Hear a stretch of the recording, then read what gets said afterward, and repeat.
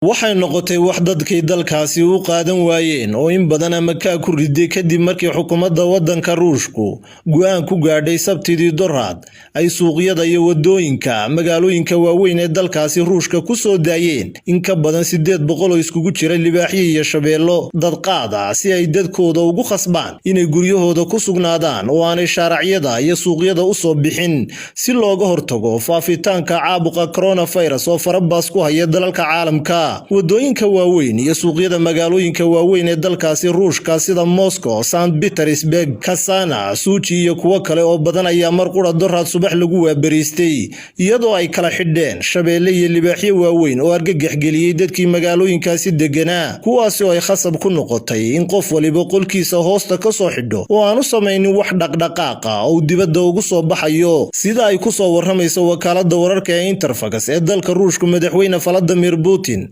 ayaa la xaqiijiyay inuu isagu bixiyay amarka magaalooyinka waaweyn ee dalkaasi loogu sii dhexdeynayo libaaxyada iyo shabeellada kuwaasi oo dad qaada qaarkoodna uba muuqdaan kuwa gaajaysan oo haddii ay dadka helaan daqiiqad ku kala goosanaya arrintaasi ayaa ugu dambeyn keentay in habeen hore ilaa shalay cidi dibadda u soo bixin iyadoo kaliya telefishinada laga daawanayay libaaxyada iyo shabeellada gaaf wareegaya wadooyinka iyo meelihii saxmadda ahaan jiray oo imika noqday kuwa haawanaya oo aanay laba qof dhex marayn madaxweynaha waddanka Ruushka Vladimir Putin oo qoraal kooban shacabka dalkiisa kula wadaagay barta uu ku leeyahay Twitterka waxa uu yidhi waxaan jeclaysanay inaanu libaaxyo iyo shabeelle ku soo deeyno magaalooyinka si ay dadku guryahooda ugu nagaadaan waxaan awoodnay inaanu dadka amar ku soo rogno oo aanu u sheegno inay guryahooda ku sugnaadaan oo aanay u soo bixin si looga hortago loona xakameeyo cudurka halista ee coronavirus balse waxaanu go'aansanay inaanu libaaxyada iyo shabeellada meel walba ku soo deeyno si looga baqdo oo aanay cidina iskugu iman dibadda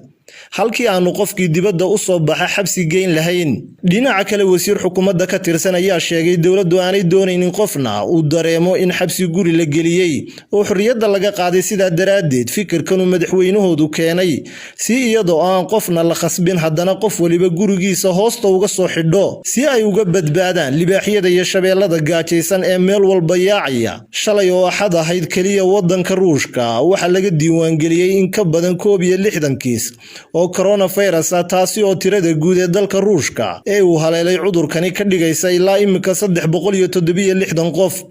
Xamse Gelle Home Cable TV adeega cusub ee shirkadda Dahabshiil iyo eDahab